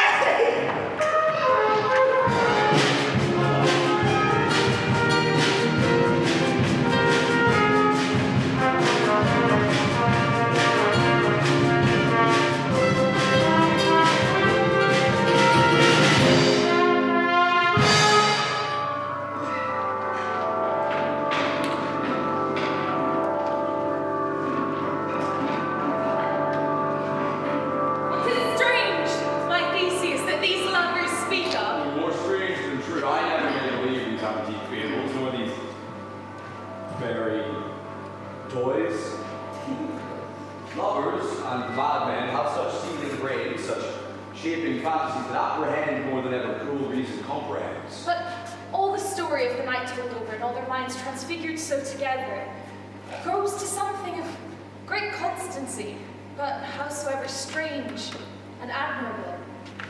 Here come the lovers, full of joy and mirth. Joy, gentle friends, joy and fresh days of love accompany your hearts. Come now, what masks, what dances shall we have to wear away this long age of 3 hours between our after supper and bedtime? Where's our usual manager of mirth? What revels are at hand? Is there no play to ease the anguish of a torturing heart? Most powerful, no.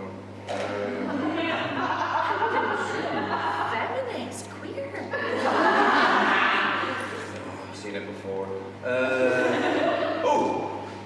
A tedious brief scene of young Pyramus and his love Thisbe, very tragical mirth. Merry and tragical, tedious and brief, that is to say, hot ice and wondrous strange snow. How shall we find the concord of this discord? A play there is, my lord, some 10 words long, which is as brief as I have known play. But by 10 words, my lord, it is too long, which makes it tedious, for there is not one word act, one player fitted. And tragical, my lord, it is for Pyramus therein doth kill himself, which, when I saw rehearsed, I must confess, made mine eyes water. But more merry tears, the passion of loud laughter never shared. And we will hear it. No, my good lord, it is not for you. I have heard it over. It is nothing in the world, unless you can find some spirit in there, intense, extremely stretched and caught with cruel pain, to do you service. I will hear that play, for never can anything be amiss when simpleness and duty tender it. Go, women, and take your places, ladies. I love not to see wretchedness overwrought and duty in his service perishing. Oh, why, my gentle sweet. You shall see no such thing. So please your grace, prologue is addressed. Let him approach.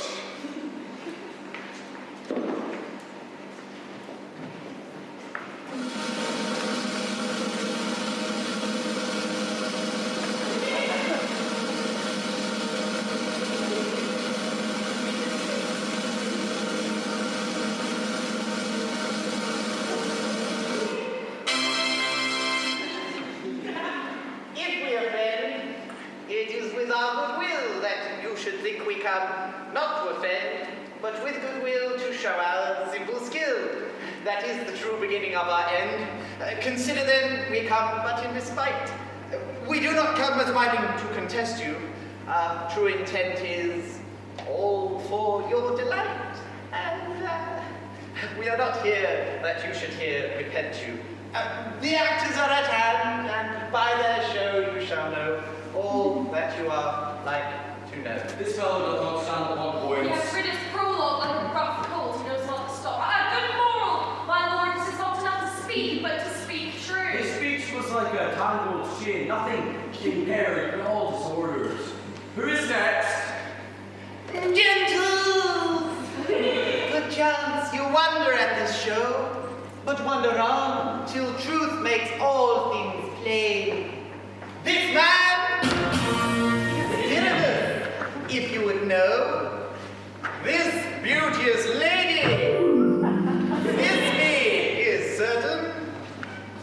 This man with lime and rough cast doth present war. That vile wall which did these lovers sunder, and through walls chink, poor souls they are content to whisper, at the which let no man wonder. This woman with lanthorn, dog, and bush of thorn presented moonshine. For if you will know, by moonshine did these lovers think no scorn, to meet at Ninus' tomb, there to woo. This grisly beast, which Lionheart by name, a trusty Thisbe, coming first by night, did scare away, or rather, did affright. And as she fled, her mantle she did fall, and Lion, vile with bloody mouth did stain. And on come Meriwether, sweet youth and tall, and finds his trusty Thisbe's mantled slave, whereat with bloody, blameful blade, he bravely broached his boiling, bloody breast. And Thisbe, tarrying in mulberry shade, his dagger drew and died. For all the rest, let Lion, Moonshine, Wall, and lovers twain at large discourse while here they do remain. I wonder if the lion needs to speak. I wonder, my lord, what lion everything else is doing. In this same interval it doth befall that I, one Stout by name, present a wall. And such a wall as I would have you think that hath in it a cruddy nook or chink, through which the lovers Pyramus and Thisbe did whisper often, very secretly. Would you desire a lion inherit to speak better? That's the wittiest politician ever I had discourse, my lord. Pyramus draws near the wall. Silence. O grim looked night, O night with hues so black, O night when answering day is not, O night, alack, alack, alack. I fear my Thisbe's promises forgot. And O wall, O sweet, O lovely. Thou standest between her father's ground and mine, O wall. O sweet, O lovely wall. Show me thy chink to blink through with mine eye. Thanks, courteous wall, drove she really well for this. What would see I? No Thisbe do I see. Oh, cursed wall, through whom I see feel no bliss. Cursed be thy stones for deceiving me! All methinks being sensible should curse again. No, in truth, sir, he should not deceive me. Speaks these few, she's to enter. That is I told you. Yonder she comes.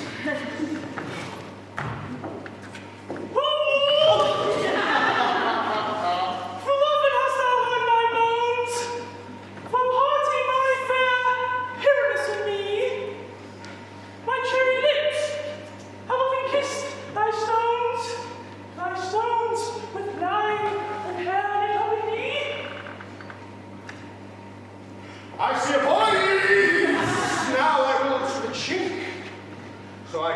by Thisbe's face! Thisbe! Thisbe! My love, I think. Think what thou wilt. I am that lover's grace. Now, kiss me through the hole in time. I kiss the walls whole, and not your lips at all.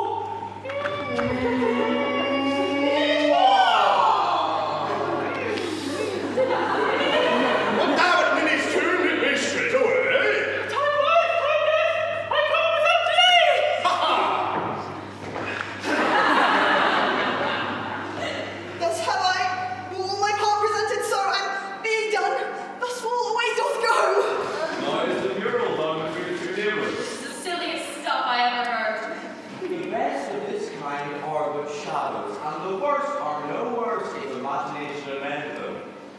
It must be your imagination then, and not theirs. But here come in two noble beasts, a man and a lion.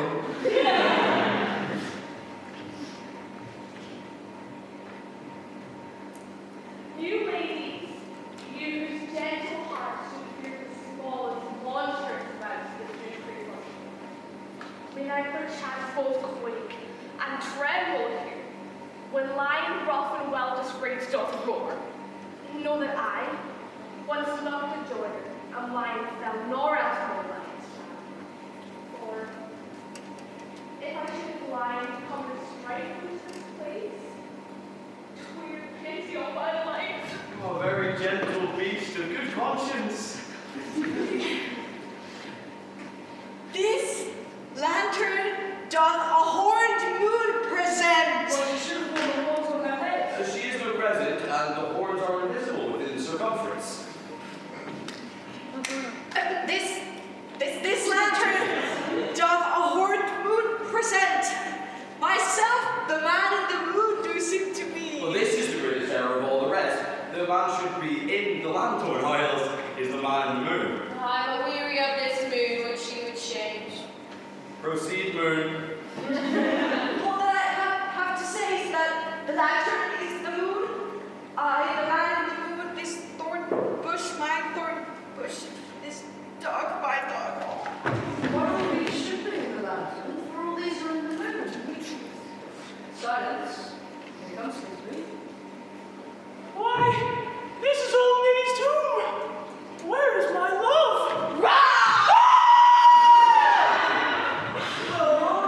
Well run, Thisbe. The well-shone moon is truly moon shines like good bricks. Well moist lion. And so the lion vanished. I thank thee, moon, for thy golden glittering wings, for which I trust to tell the truest Thisbe silent. I thank thee, moon, for thy gracious glittering wings. Oh, but stay, oh spite, but mark, but stay, oh spite, but mark, oh night. What dreadful dole is here? Eyes, do you see? Oh, how can it be, oh dainty duck, oh dear? What, thy mantle good, stained with blood? Oh, approach, ye furies fell! Come, cut thread and from, crush, clew, quail and frell! Passion, the death of a dear friend, go near to make a man look sad. True, my heart, but I pity the man. Oh, wherefore, nature, did thou my vile frame? Since lying here, have deflowered my dear, which is, no, which was, the fairest day, that good, that love, that light, that cheer. Come, tears, confound, out, sword and wound, the path of Pyramus, aye, that left path where heart doth drop. And now I die! Die! Die! Now I am dead. Now I am fled. My soul is in the sky. Tongue, lose thy light, and moon, take thy flight.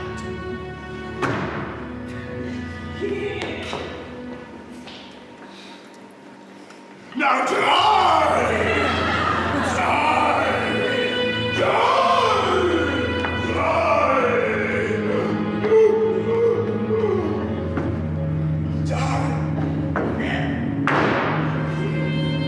We'll have transmoonshine as well before Thisbe comes back to find her lover. She will find him by starlight. And here she comes, and her passion ends the play. I think she will be brief.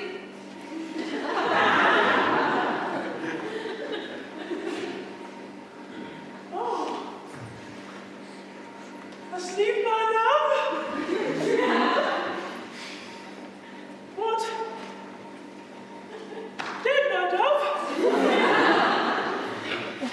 Oh, Pyramus, arise! Speak! Speak! Right. Tom? Dead? Dead.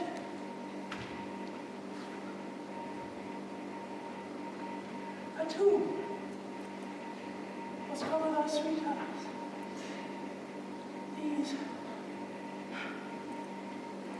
These lily lips, this cherry nose, these yellow cowslip cheeks are gone. Are gone.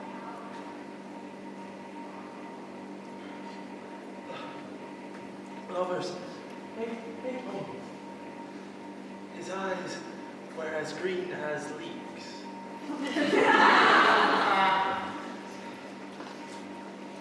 Oh, sisters three, come to me, with hands as pale as milk, and lay them in gore, since you have shore with shears his thread of silk.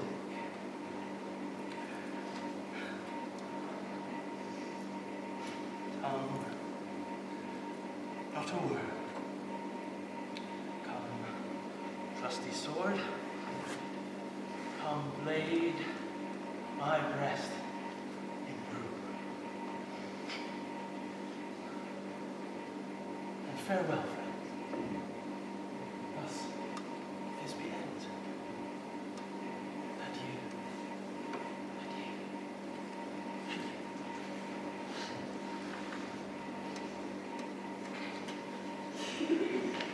Moonshine and mine are left to bury the dead. No! The whole of their fathers is have showing you. What a reason to see Helena. Perhaps a Bergmass dance between two of our company. No epilogue, I pray you. For your play needs no excuse, never excuse, for when all the players are dead, there needs none be blamed. If he that wrote it had played Hermes himself and hung himself in Thisbe's garden, it would have been a fine tragedy, and so indeed it is, truly. Very notably discharged, but come, your Burgomath, let your epilogue alone.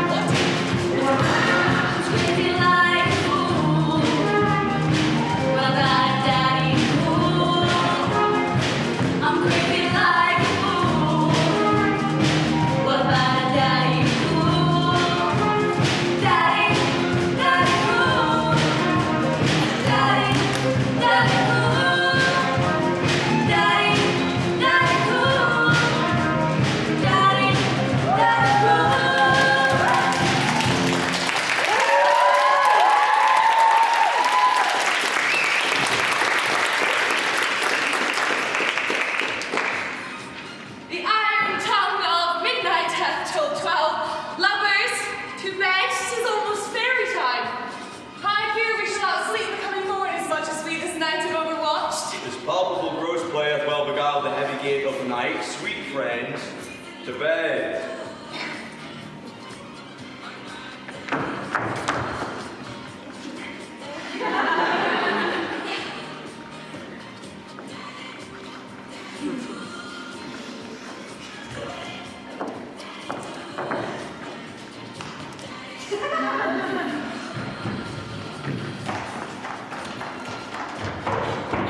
Fortnight hold we this solemnity, the nightly revels and new jollity.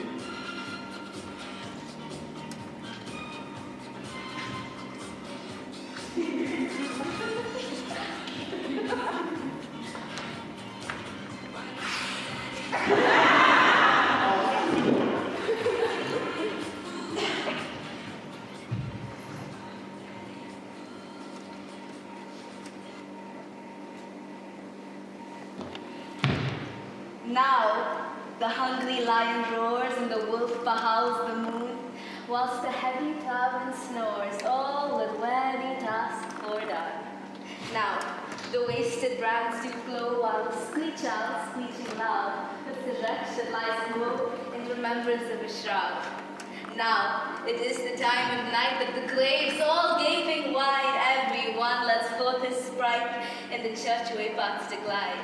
And we fairies that do run by the triple Hecate steam, from the presence of the sun, following darkness like a dream, now our frolic. Not a mouse shall disturb this hallowed house, for I will come the room before to sweep the dust behind the door. Through the house give gathering light, by the dead and drowsy fire, every elf and fairy sprite, hot as light as bird from briar. And this ditty, after me, sing and dance it tripping. First, rehearse your song by rote. To each word, a warbling note. Hand in hand with fairy grace, will we sing and bless this place. I feel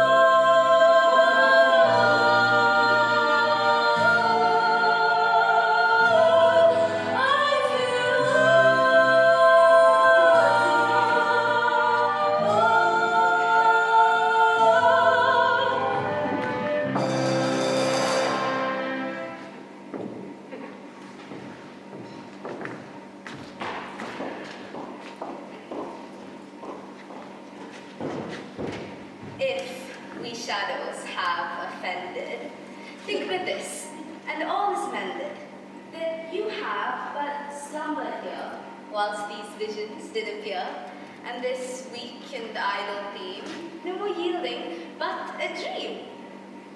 Gentles, do not reprehend, if you pardon, we will mend.